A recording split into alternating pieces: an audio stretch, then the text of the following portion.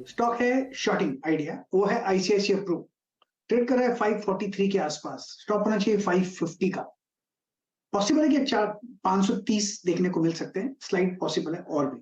ICICI pru short sell side का trade ICICI Prudential में, ये है गाबा जी की राय। शिल्पा आपका बताइए क्या रहेगा trade. Good afternoon. Sell idea ही है हैवल्स में। हैवल्स फ्यूचर्स ट्रेड कर रहा है अराउंड 1389 अभी, तो यहाँ पे सेल करना चाहिए। Targets of 1370, 1355, very likely stop loss 1405, या फिर आप इसको ऑप्शंस के थ्रू भी ट्रेड कर सकते हैं। 1380 का पुट रफली 30 रुपए ट्रेड कर रहा है, आप इसमें पार्टिसिपेट कीजिए। 20 रुपए का स्टॉप लॉस मेंटेन कीजिए। मुझे लगता है 45 से 50 के बीच आपको टारगेट्स आपको मिलेंगे। ओके, हैवेल्स आपकी स्क्रीन पर इस वक्त 1380 की पुट आपको यहाँ पे ग्रैब करनी है। हैवेल्स डीएलओ की ट्रैजेक्टरी मार्केट ट्रेड करता है, यहाँ पे प्रेशर इसमें देखने को मिल भी रहा है। रचना, गुड आफ्टरनून। रचना, आपका कन्विक्शन ट्रेड क्या रहेगा, क्या चीज कर रही हैं आप इस वक्त? जी गुड आफ्टरनून। और मेरा कन्विक्शन भी शॉर्ट साइड पे रहेगा और वो अदानी पोर्ट्स के ही फ्यूचर्स में रहेगा।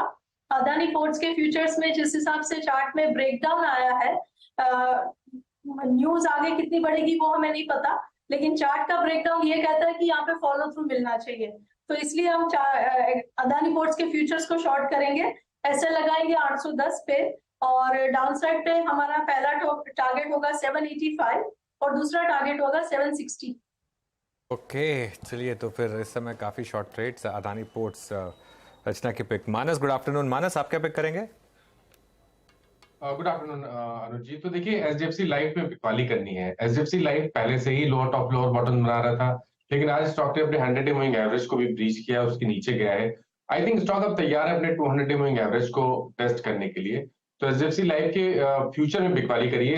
621 के आसपास के भाव चल रहे हैं, वहां स्टॉप लॉसेस 627 के रहेंगे और टारगेट 610 के रहेंगे। 610 रुपए के टारगेट के लिए एचडीएफसी लाइफ के फ्यूचर में बिकवाली करनी है। 620 का पुट ऑप्शन लिया जा सकता है, 14 रुपीज पे ट्रेड हो रहा है, वहां पर आप 11 रुपीज 11 रुपए का स्टॉप लॉस लगाइए और 20 रुपए 20 रुपीज के टारगेट सेट करिए। ओके, तो एचडीएफसी लाइफ तो चारों के चारों ट्रेड्स जो आए हैं वो मंदी की तरफ ही आए हैं। शॉर्ट का ही सौदा यहाँ पर हमारे टेक्निकल जानकारों ने पिक किया है। शरद, गुड आफ्टरनून। बताइए आप किस तरफ बैठे हैं, तेजी या मंदी? मैं तो तेजी की तरफ ही रहूंगा। पेट्रोनेट एलएनजी, हमें लगता है ये स्टॉक एक काफी डिसेंट बेट है वैल्यूएशंस पे। कंपनी की योजना है अपनी रेवेन्यूज को अगले 4-5 सालों में लगभग 1 लाख करोड़ तक ले जाने की, और प्रॉफिट में भी सिमिलर ग्रोथ आपको दिखनी चाहिए, लगभग 70-80%। कंपनी के पास अभी लगभग 22.5 MMTPA की रिफाइनिंग कैपेसिटी, गैस कैपेसिटी है, एलएनजी कैपेसिटी है।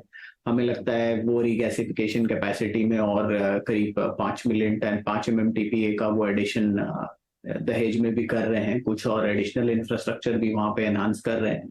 इसके अलावा उड़ीसा में भी एक प्रोजेक्ट है जिसपे वो काम कर रहे हैं।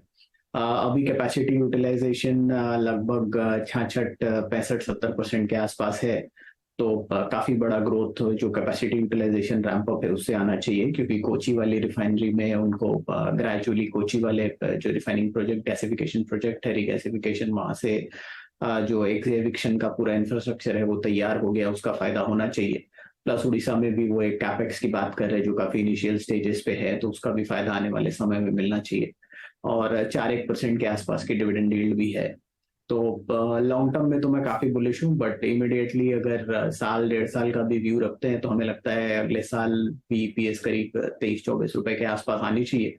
15 से कम मल्टीपल आसानी से कंपनी को मिलना चाहिए, तो 350-350 रुपए के लक्ष्य के हिसाब से पेट्रोनेट एलएनजी। Okay, petrol